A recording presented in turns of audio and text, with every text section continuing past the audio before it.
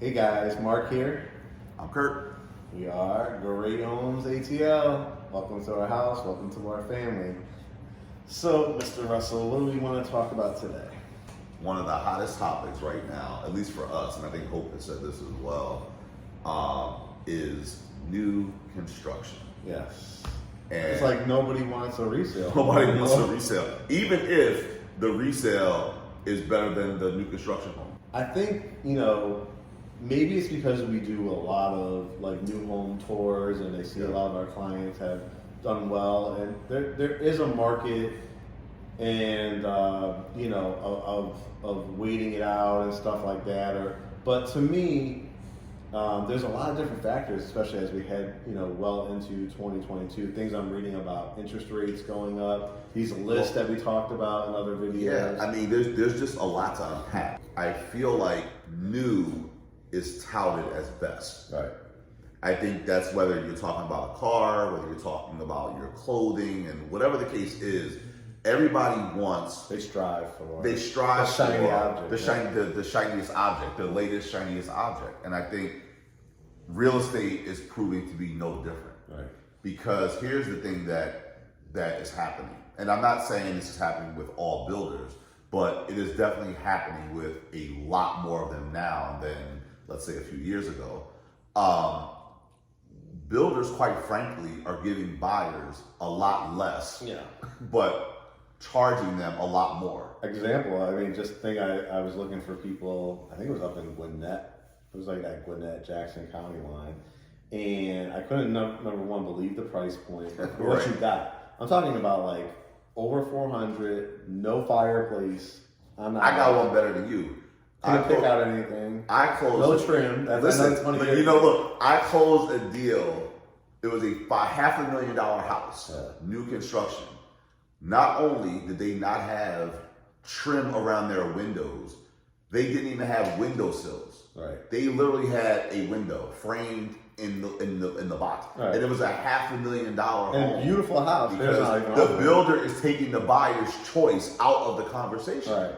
And so it's crazy to me because we have clients and we do our consultations, and people always start off with what we expect. I want new. But before we even get there, we will spend time kind of knowing what the price point is, what their pre-approval is at, and we just are so close to the market that we already know what their budget is going to align with as far as house. Right. But we do have our professional ways of offering advice to buyers like that to say, hey, have you ever considered a resale?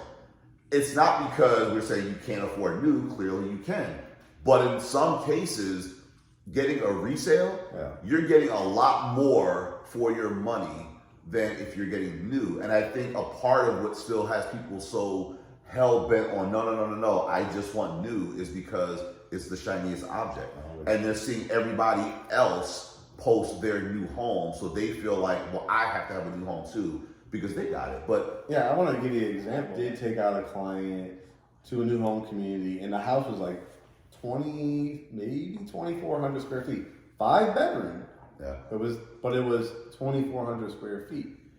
I also said, hey, let's just at least look at some, resales.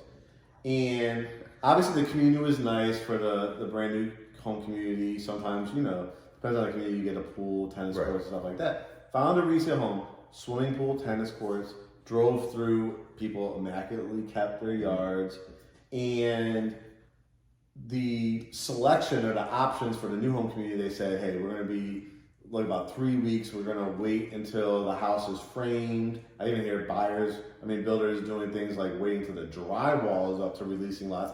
And so then we said, for their time frame, I don't know, and for what you get, like I said, 2,400 square feet, they are 5 bedrooms, but they're tiny. So we went to a resale home. The things that this seller had done to the house, it was amazing. Let me guess. If I had to guess, the buyer still wanted the new home. Well, no. Actually, it changed their mind. Really? It changed their mind. It was like when they saw that, and get this, the price was like $25,000 less than the new home. But a house that was $25,000 less looked like it had much more rich materials. And some of the secondary bedrooms that had like vaulted ceilings. It had like this kind of hideaway door that was like leading into a home office. And so what we're trying to say is like there are some. I like to use the example of like when you go shopping for a car, right?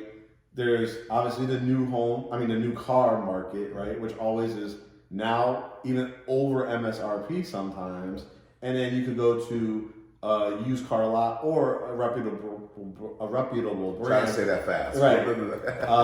CarMax or Carvana. Yeah. And you could find ways around it. Like you obviously, we always say for new versus resale, it doesn't matter. Get a home. It's a keeping up with the Joneses mentality. Because if you go buy a car, let's just pick a car, a BMW 5 Series. Right. So if you go get a BMW, a 2000, and they haven't changed the body on that until 2006. Right.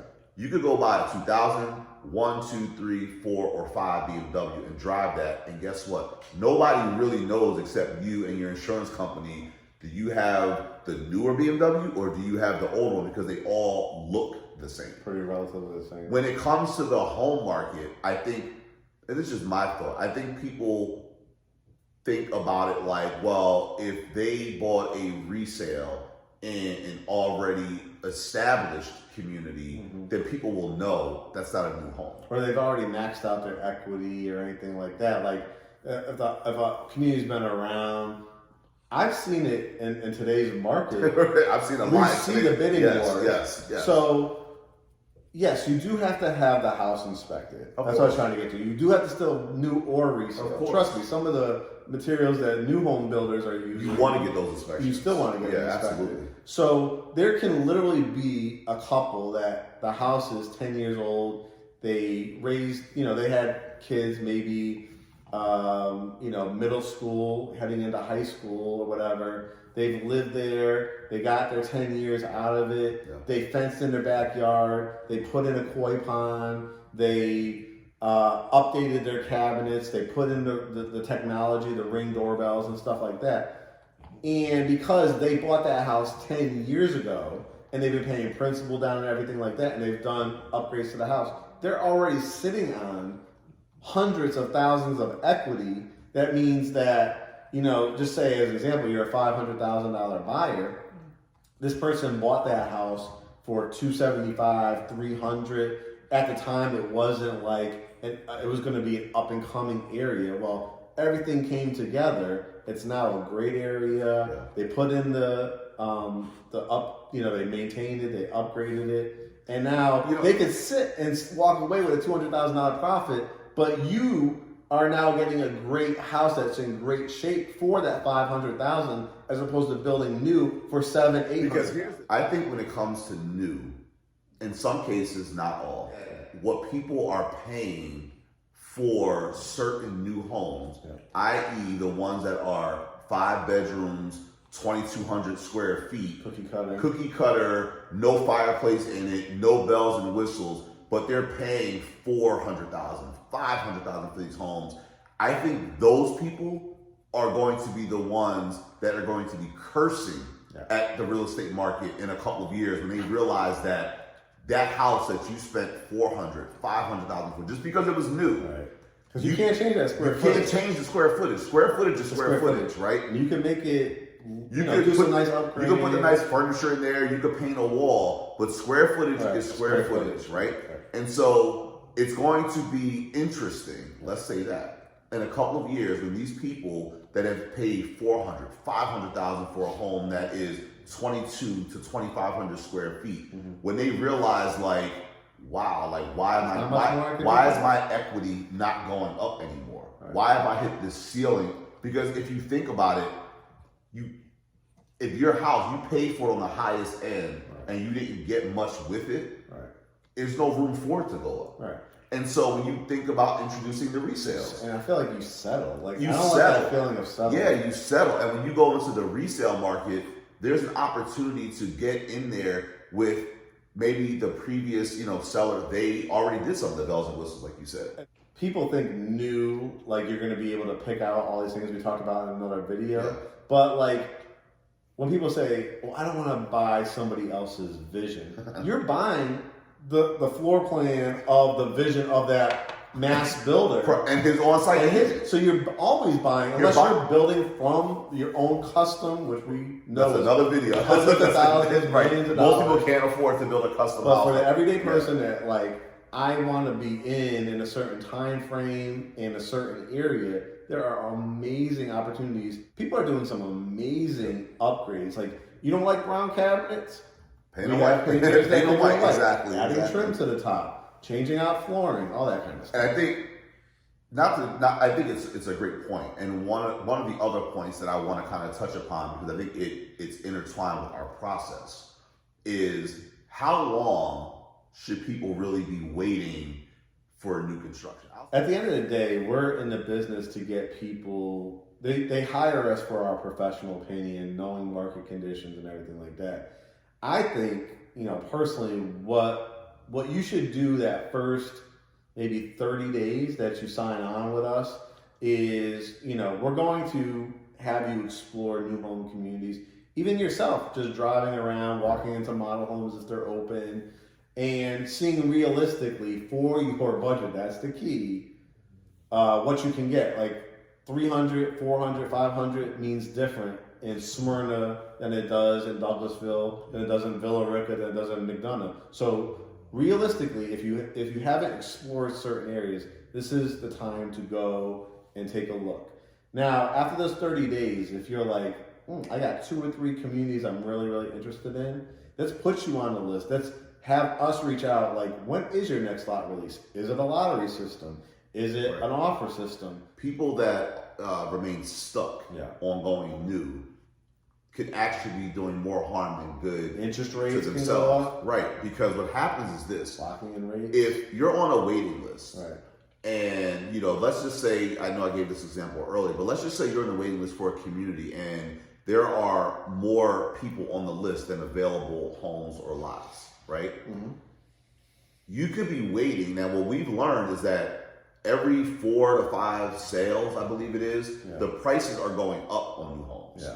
And so if you're number 15 on the list and you're now waiting, well, the price is still going up because what you're waiting for at the price that you're waiting for, that doesn't remain static, and they hold that price for you. How about this past weekend? We had somebody that they actually got it, and we put in an offer, but they actually said, "Oh, you know what? We have to adjust that $3,000 more because we sold." Just before your after contract. 3, right? And so our buyer is still going to go with it, but that's what I'm saying. That's the power position. But what would have happened? But it would be a different situation. Right? Yeah, it'd be a different situation if you, as a buyer, you wanted this community so bad, you wanted this floor plan so bad, so you opted to getting on the list. Right. After, honestly, even 30 days. Is probably a risk that there is going to be a price increase. So if you got on that list and you were already kind of pushing the ceiling of your budget, chances are you being on that list for longer than 30 days, it's probably not going to line up for your budget anyway. And they don't tell you, we forgot to tell you there's a $10,000 lot premium. And look, we could do like 5 videos on new construction. So I think, that's a good one because I think the lot premium is also one that people don't really understand. So to tie this up, stop thinking of new construction as I have to get the newest, shiniest object. Right. Think of it as I need a home that meets and in some cases can exceed my functional needs. Could be diamonds in the rough. Right.